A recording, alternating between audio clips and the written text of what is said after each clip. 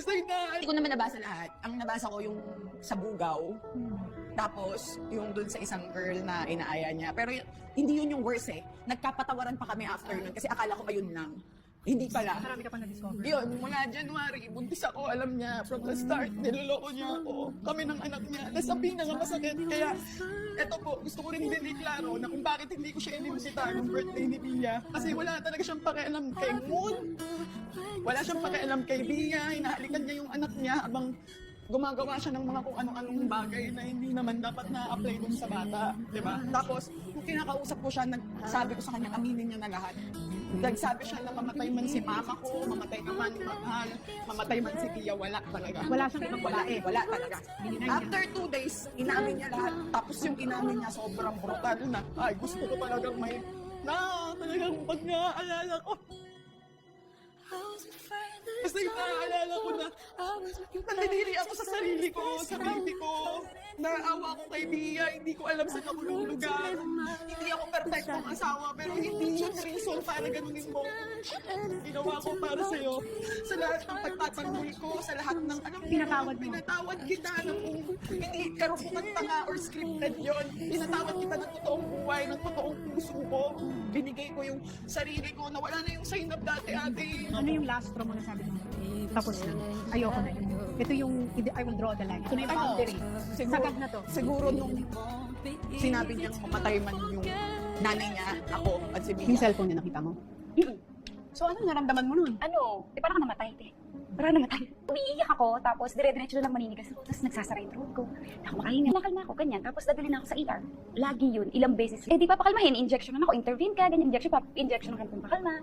Medyo okay ka, okay, hinto na ako sa pag-iyak, ganyan. Pero dahil paulit-ulit nang nangyayari, which is hindi naman nalaman ng mga ibang tao, unti lang yung nalaman nyo. Dalawa lang yata. Pero meron. Marami akong paghihirap na pinagdaanan, pero lagi kong nilalaban. Kasi pilit kong binubuo yung sarili ko.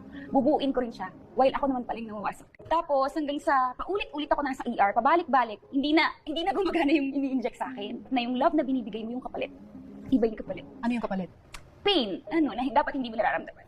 Pero, pag naalala ko, naiiyak ako. Yung mga naranasan ko. Napagod ka na, like, awang-awa na ako sa sarili ko. Itong last, nasa lock and taping ako nun. Awa ka na sa sarili. Awa na ako sa sarili ko. Bakit to nangyayari sa akin? Dapat hindi ko to nararamdaman eh.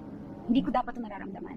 Kasi, ang pangit nga nung mindset ko. Kasi meron ko iniisip na, hindi naman ako masama buhay. Bakit ganito nangyayari sa akin? Bakit ko ito nararamdaman? May ganun ako naisip ate. So, lalo na nung nag-start na kami ng mga papers, legal, merong mga, yung talagang nakakagalit na pangyayari na ina-expect ko naman ng gagawin nila. Kasi wala naman silang ibang maidadahilan kundi yun. Pero yung pakiramdam na bakit ito nangyayari sa akin? Ako yata agabriado dito, pero bakit parang ganting ginagawa nila? Yung may ganun na moment, doon na talaga nagising na ako na, bakit ko to kailangan ramdamin? Kasi nung nag-start ako ng sa mga legal, anong ko, parang down na down ako, parang shit, ba't ko ito nangyayari? Galit, gusto mo gumante, may bitterness ka, galit ka, ganyan, basta mainit ang ulo mo, nasasaktan ka, halo-halo yun, na parang ba't nangyayari sa akin to? Ano ka, self-pity, ganyan. Lahat yun.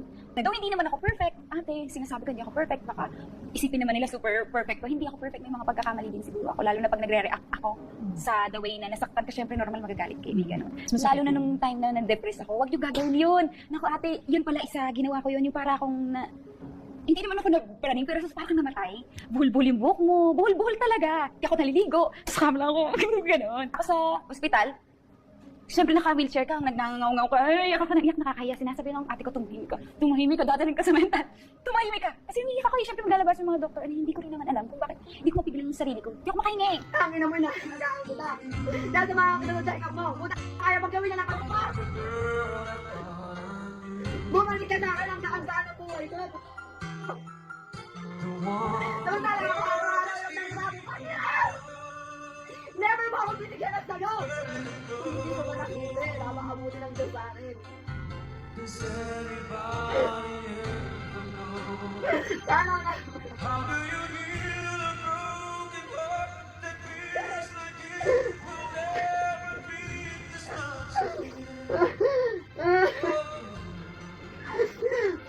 Hindi ka naman pinulat sa akin.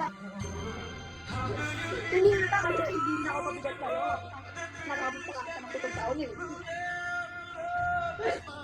Hindi ako madamo sa'yo, hindi ako mahigpit sa'yo. Takot na naman ako nagkulang.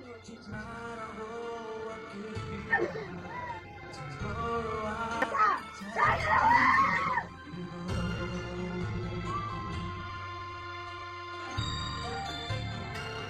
kailangan. May sakit ako na sa panahon na yun. May sakit ako.